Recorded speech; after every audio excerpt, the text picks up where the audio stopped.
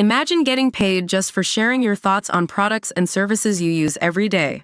With Survey Junkie, it's that simple. Click on the link in the video description to discover how you can start earning today by taking surveys. King Charles III and Prince William are closer than ever amid friction with other members of the royal family, sources have claimed. The king is said to have dispelled any notion of a rivalry with his elder son, who was front and center at D-Day commemorative events this week as both the monarch and Kate, the Princess of Wales, continue with their respective cancer treatments. Duties are being spread amongst an increasingly small number of working royals due to health issues, the departure of Harry and Meghan from the UK for the US after and the withdrawal of Prince Andrew from public life amidst scandal.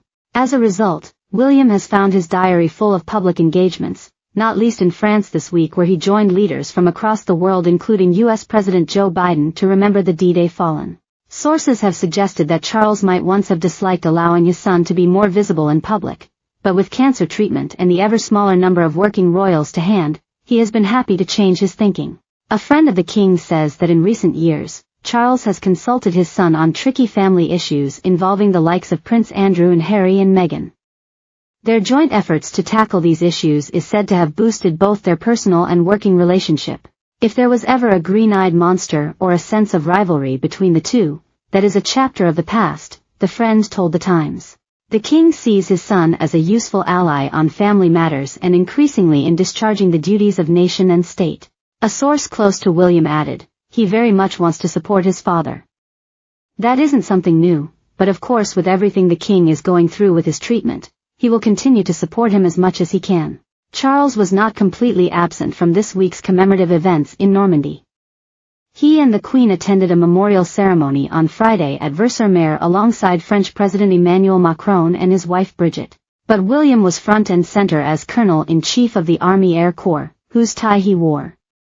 Ironically, the AAC trained Prince Harry as an Apache helicopter pilot. The younger son of the king was not, however, present in France for the memorial services, despite his widespread and heavily publicized support for military veterans through the Invictus Games and associated charitable enterprises. Observers have suggested there is still a rift between Harry and his father as well as the rest of the royal family following his decision to quit frontline royal duties. Frictions were only exacerbated with a number of TV interviews featuring slights towards the family, and Harry's autobiography Spare, which contained details about his fraught relationship with his older brother.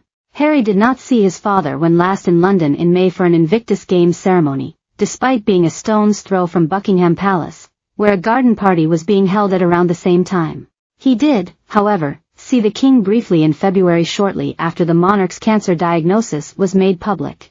William, meanwhile, was seen speaking with D-Day veterans on June 6, telling One Hero Kate would have loved to have attended the 80th anniversary ceremonies. The Prince of Wales is also believed to have been a valuable source of counsel for the king as Charles has sought to address the other elephant in the room, his younger brother Prince Andrew. Charles is currently at loggerheads with Andrew over his residency at the Royal Lodge. The Duke of York has been living in a £30 million household largely removed from public life following the Jeffrey Epstein scandal. He is thought to be resistant to the idea of moving out into the smaller Frogmore cottage once called home by Harry and Meghan. But Charles is thought to have threatened to sever ties with Andrew altogether unless he acquiesces, with William believed to be lined up to move in his place. Such a falling out would see Andrew charged with paying for his own security, accommodation and lifestyle without a royal allowance. Recent images have suggested the Royal Lodge has fallen into a state of disrepair under the Duke. With William there to serve as a sounding board, and with his cancer treatment continuing, it is of little surprise that the Prince of Wales is playing a larger part in senior royal duties on Bay.